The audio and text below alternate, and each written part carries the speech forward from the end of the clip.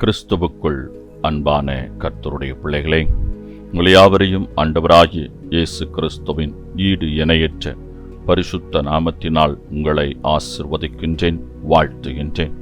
கர்த்தர் தாமே இந்த நாளில் நீங்கள் எதிர்பார்க்கிற நன்மைகள் யாவையும் பரத்திலிருந்து உங்களுக்கு அருளிச் செய்து நீங்கள் இம்மையில் சுகித்திருக்கவும் மறுமையில் நிலைவாழ்வை சுதந்திரித்துக் கொள்ள அனுக்கிரகம் செய்வாராக.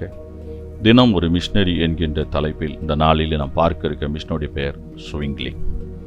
இவருடைய காலம் 1484 முதல் 1531 வரை. இவருடைய நாடு சுவிட்சர்லாந்து, இவருடைய தரிசன பூமி சுவிட்சர்லாந்து. சபையை சீர்திருத்தும் பணிகளில் ஆண்டவர் சரியான நபர்களை தேர்வு செய்கிறார். திருச்சபைகளில் ஏற்படும் கொள்கை குழப்பங்களும் ஏற்ற தாழ்வுகளும் மனிதனின் ஆன்மீக வாழ்வை தடை செய்கின்றன. 1484 ஆண்டு புது வருட தினத்தன்று ஆஸ்திரியா நாட்டில் அல்பஸ் மலைகளுக்கு இடையே அமைந்த ஒரு மேய்ப்பனின் குடிசையில் பிறந்தார் ஸ்விங்லி. இளமையிலே மிகவும் துடிப்புடனும் வேகமும் விவேகமும் உடையவராகவும் ஒழுக்கம் நிறைந்தவராகவும் காணப்பட்டார். இவர் 13 வயதிலேயே ஆலயங்களில் காணக்கூடிய அதிகார வர்க்கத்தையும் அறிவினங்களையும் கண்டு மனம் நொந்தார்.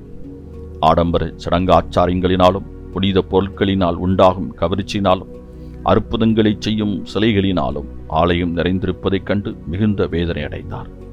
எபிரேய கிரேக் மொழிகளை கற்றுக்கொண்டு ஆராயும்போது பரிசுத்த வேதாகமத்தை வாசிக்கும்படியாக தூண்டப்படவே பேருண்மைகளை கண்டு கொண்டார். குருமார்களின் குருட்டு பக்தியும் ஆடம்பரமும் இவரை ஆழ்ந்து சிந்திக்க வைத்தன. அந்நாட்களில் காணப்பட்ட பாவ மன்னிப்பு சீட்டு பற்றிய தவறான கொள்கைகளை எதிர்க்க இவர் மனம் ஆவல் கொண்டது. கிறிஸ்துவுக்கு பின் 1516 ஜான்ஸ்டீன் என்ற மடத்தில் பிரசங்கிக்க இவர் அழைக்கப்பட்டபோது ரோமன் கத்தோலிக்க மார்க்கத்தில் உள்ள ஊழல்களை மிகவும் வெளிப்படையாக கடிந்து கொண்டார். மக்கள் மீது திணிக்கப்பட்ட வீணான குருட்டு நம்பிக்கைகளை மக்களுக்கு எடுத்துக்காட்டி சத்தியத்தின் பாதையை தெளிவுபடுத்தினார். இதனால் குருமார்களால் இவர் எதிரியாக கருதப்பட்டார். இவரால் சுவிட்சர்லாந்தில் புரட்சி ஏற்பட்டது. சீர்திருத்தம் படிப்படியாக முன்னேறியது. அபாய குரல்களுடன் விரோதிகள் இவரை தொடர்ந்து எதிர்க்கவே இவரோ கிறிஸ்துவை தன் ஆதாரமாக கொண்டு மாபெரும் சீர்திருத்தத்தை அங்கே ஏற்படச் செய்தார். அன்பானவர்களை, புரட்டுபதேசங்களைக் கண்டு நீங்கள் என்ன செய்கிறீர்கள்? ஸ்விங்லி விதமாகச் சொல்கிறார், தேவனுடைய வார்த்தை ஒன்றை தவிர நியாயம் தீர்க்கும் சட்டமாக வேறெதையும் நான் அடையாளம் காட்டுவதற்கில்லை. அன்பானவர்களே, இந்த நாளில் திருச்சபை சீர்படுவதற்கு உங்களுடைய பங்கு என்ன? அன்பானவர்களே, இன்று திருச்சபையினுடைய நிலைகள் என்ன? திருச்சபைகள் மிக சீரும் சிறப்பும் செவ்வையுமாக கிறிஸ்துவுக்கு உண்மையுள்ள ஒரு மனவாட்டியாய் காணப்படுகின்றதா?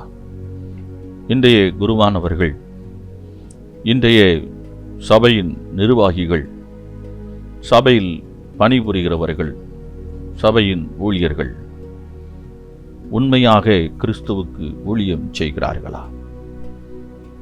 அவர்களை குறித்து நாம் மனதில் நினைத்திருக்கின்ற அளவுக்கு அவர்கள் கிறிஸ்துவுக்கு உண்மையான ஒரு பரிசுத்தவான்களாக, நீதிமான்களாக சபையை வழிநடத்தி செல்கிறார்களா?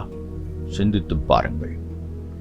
அவர்கள் வழி தப்பி போகும்போது, அது சபை ஊழியரானாலும் சரி, சபை குருவானவரானாலும் சரி, சபையின் நிர்வாகிகளானாலும் சரி, சபையை சீர்குலைக்கின்ற பணிகளில் அவர்கள் ஈடுபடும் பொழுது அவர்களை தண்டிப்பதற்கு நமக்கு உரிமை இல்லை.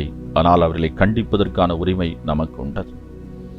அந்த கண்டிப்பு அவர்களை அழிப்பதற்கு ஏதுவாக அல்ல, அவர்களை துன்புறுத்துவதற்கு ஏதுவாக அல்ல, அவர்கள் சீர்படுவதற்கு ஏதுவாக. அநேக நேரங்களிலே சபையின் நிர்வாகிகள், சபையின் குருவானவர்கள், சபையின் ஊழியர்கள் தவறு செய்யும் பொழுது, அதை நாம் கண்டிக்காமல் விடும் பொழுது, அவர்கள் தாம் செய்வது சரிதான் என்று நினைத்து தொடர்ந்து அந்த தவறை மென்மேலும் செய்து அது சபையில் ஆழமாக வேரூண்டி விடுகின்றது. ஆகவே முளையிலேயே சபையின் நிர்வாகிகளானாலும், சபையின் போதகரானாலும், சபையின் ஊழியரானாலும் தவறுகள் செய்யும் பொழுது, சபையை கிறிஸ்துவுக்கு விரோதமான பாதையிலே வழி நடத்துகின்ற பொழுது நாம் உடனடியாக அதை கண்டிக்க வேண்டும். அதற்கு எதிராக குரல்களை ஓங்கி ஒலிக்க வேண்டும்.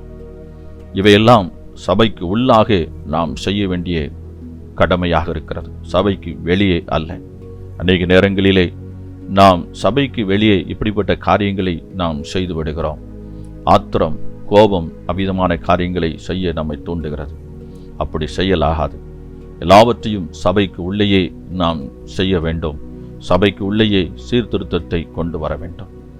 எல்லா சபை குருவானவர்களும் நிர்வாகிகளும் எல்லா சபை ஊழியர்களும் செம்மையானவர்களா, நீதிமான்களா என்று நீங்கள் கேட்பீர்கள் என்று சொன்னால் அப்படி 100% இல்லை என்பதுதான் நிதர்சனமான உண்மை. ஆகவே அவர்களும் தவறுகள் செய்ய வாய்ப்புகள் அதிகமாக இருக்கின்றது. ஆகவே அந்த தவறுகள் எல்லாம் சுட்டி காட்டப்பட வேண்டியது, கண்டிக்கப்பட வேண்டியது. இதை நாம் செய்யும் பொழுதுதான் கர்த்தருடைய ஆசீர்வாதத்தை நாம் பூரணமாக பெற்றுக்கொள்ள முடியும். ஏனென்றால் சபை கிறிஸ்துவனுடையது. அதை சீர்குலைப்பதற்கு நமக்கு அதிகாரம் இல்லை, வலிமை இல்லை.